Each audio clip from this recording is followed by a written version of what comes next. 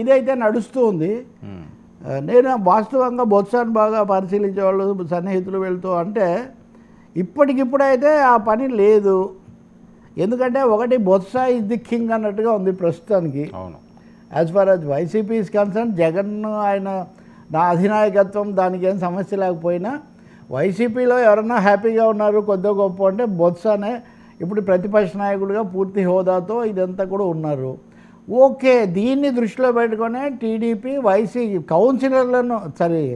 Council మెంబర్లను లాగేటటువంటి ప్రయత్నంలో ఉంది. నిన్న కూడా రాజశేఖర్ చేశారు, ఇప్పుడు 5 రాజీనామా చేశారు. ఆ చైర్మన్ వాటిని ఆమోదించట్లేదు. కానీ ఆమోదించారు అనుకుంటే కూడా వర్మ 63 స్థానాలు ఉంటే 58 ఉన్నాయి ఇప్పుడు కౌన్సిల్లో.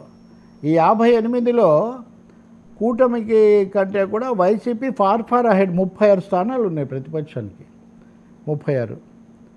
ఇతర ప్రతిపక్షాలు అంటే పీడీఎఫ్కు 2, ఇండిపెండెంట్లు ఉన్నారు. సో 36 మందిలో కనీసం ఒక 13 మంది ఉంటే కూడా బొత్సాకు ప్రతిపక్ష హోదా ఉంటుంది. ఓకే. సో ఇంతమందిని లాగడానికి కనీసం ఒక 6 నెలల్లో ఒక ఏడాదో పడుతుంది కదా. కాబట్టి ఈ సమయంలో అందులో ఇంకో సమస్య కూడా ఉంది ఇక్కడ. ఇది కూటమి సమస్య కూడా. బొత్స జనసేనలోకి పోతాడని జరుగుతున్న ప్రచారం. అవును, బొత్స తెలుగుదేశంలోకి వెళ్తారని కాదు, అంటే సోషల్ గ్రూపింగ్ని బట్టి కావచ్చు. త్రిమూర్తులు అంటే ఓకే, ఆయన తెలుగుదేశం నుంచే వచ్చారు, తర్వాత అటు ఇటు కావచ్చు, ఆ గోదావరి జిల్లాలో ఉన్న బలాబలాలు వీటన్నిటిని బట్టి ప్రజారాజ్యంతో కూడా కొంచెం ఆయనకి ఏదో ఉండేది. కాబట్టి అదొక. కానీ బొత్స విషయం మటుకు సత్యబాబు ఘటన సమర్థుడు, ఏదున్నా కానీ ఎవరితో అయినా కానీ నెట్టుకుపోగలడు.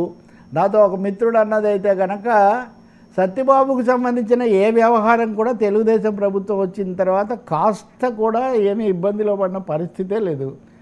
తెలుగుదేశం కూడా అటు వైసీపీని ఇటు జనసేన మధ్యలో బ్యాలెన్స్ చేయడం కోసం కూడా బొత్స సత్యనారాయణ పట్ల వాళ్ళ వ్యవహార శైలి కూడా భిన్నంగా ఉంది. అన్నింటిని మించి హోదా, మన కేబినెట్ హోదా, అన్క్వశ్చన్ లీడర్షిప్ ఉన్నాయి. కాబట్టి బొత్స వెళ్ళకపోవచ్చునేమో ఈ సమయంలో. అంటే కనీసం ఒక ఏడాదిన్నర తర్వాత విషయం.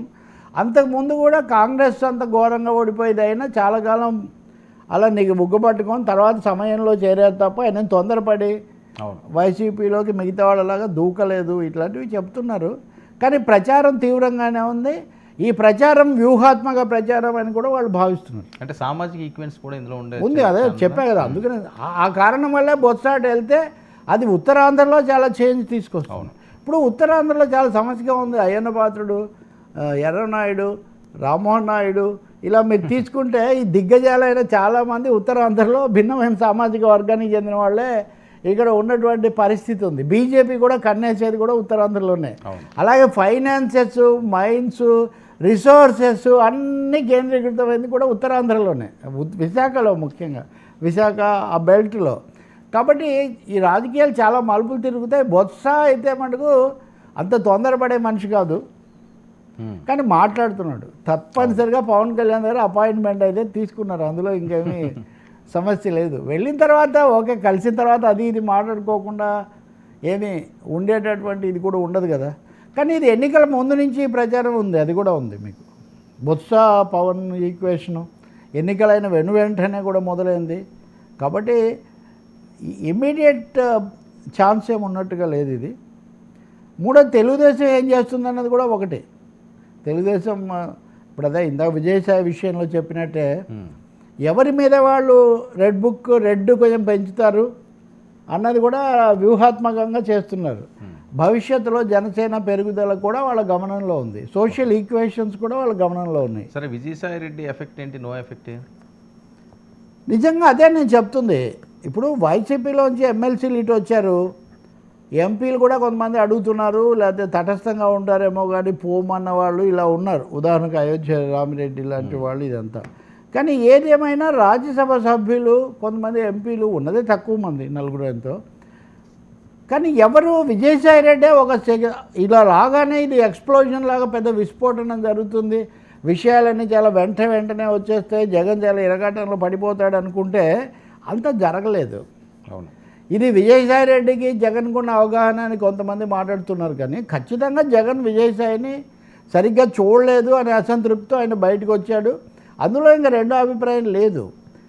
కానీ ఇందాక నేను చెప్పినట్టే జనసేన విషయంలో టీడీపీ జాగ్రత్త పడినట్టే బీజేపీ విషయంలో కూడా వాళ్ళు జాగ్రత్త పడుతున్నారు. విజయసాయిరెడ్డి బీజేపీలో పూర్తిగా చేరిపోతే అప్పుడు మళ్ళీ బీజేపీని ఇన్ఫ్లుయెన్స్ చేసి రాష్ట్ర రాజకీయాలను ప్రభావితం చేస్తారేమో అన్న ఒక సందేహం తెలుగుదేశం పార్టీకి పూర్తిగా ఉంది. కాబట్టి వాళ్ళు దానికి ఒప్పుకోవట్లేదు. ఘర్ వాపసి క్వశ్చన్ ఏం లేదు. కొంతమంది అంటున్నట్టుగా వైసీపీలో కానీ టీడీపీలో కానీ మీరు చూస్తే విజయసాయిరెడ్డి బయట పెట్టక ముందు నుంచి ఎన్ఫోర్స్మెంట్ డైరెక్టరేట్ కాకినాడ పోర్టు విషయంలోకి వచ్చింది, చాలా విషయాల్లో వచ్చింది. కానీ ఫాలో అప్ ఉందా? అలాగే ఈ కేసులు ఇవన్నీ ఇదిగో అయిపోయాయి జైల్లో పెట్టేశారు లేకపోతే ఇంక అయిపోయింది అన్నారు, కానీ ఫాలో అప్ లేదు అసలు. వైసీపీ యాంగిల్లో కేంద్రం ఏమి ఫాలో అప్ చేయడం లేదు. దీని ద్వారా వాళ్ళు సిగ్నల్ ఇస్తున్నారు, మీరు జాగ్రత్తగా ఉండండి, టేకన్ ఫర్ గ్రాంటెడ్గా తీసుకోవద్దని అని వాళ్ళు టీడీపీని కూడా కొంచెం టెంటర్ హుక్స్ మీద పెడుతున్నారు. విజయసాయిని కూడా మరీ ఎత్తుకోగా నెత్తిన పెట్టుకునే పరిస్థితి లేదు అని. అక్కడ లేనప్పుడు ఆయన ఏం చేయాలి? అవును, కాబట్టి ఆయన వ్యవసాయం చేసుకుంటున్నారు. అందుకని ఇప్పుడు ఈ రాజకీయ క్షేత్రం అంతగా అచ్చి రాలేదు కాబట్టి మామూలు క్షేత్రం దున్నుకుంటూ అంటున్నారు. కానీ ఆయన అందరితో సంబంధాలు కొనసాగిస్తున్నారు, తన సమస్యలు మంచి అంటే చెప్తున్నారు. నిజం చెప్పాలంటే వైసీపీలో ఇప్పుడు సజ్జల రామకృష్ణారెడ్డి ఆ పాత్ర వాటి గురించి ఎక్కువ చర్చ జరుగుతున్నది. ఎప్పుడు తెలుగుదేశం దాని మీద ఏదైనా అడుగేస్తుంది అప్పుడు ఎవరు ఎలా స్పందిస్తారన్నది మనం చూడాలి. కానీ జగన్ వైఖరిలో కూడా మార్పు ఉంది. మీరు గమనించండి, బెట్టింగ్ శ్యామల అవన్నీ వచ్చినప్పుడు వైసీపీ వాళ్ళ నుంచి అసలు స్పందన లేదు. వాళ్ళ మీడియాలో కూడా ఆ విషయం మీద వాళ్ళు ఏమీ అటు ఇటు ఏమీ తీసుకున్నటువంటి పరిస్థితి లేదు. అందుకని అవసరమైనవి కొన్ని వదులుకోవడానికి కూడా సిద్ధమవుతున్నట్టు కనిపిస్తుంది మనకు.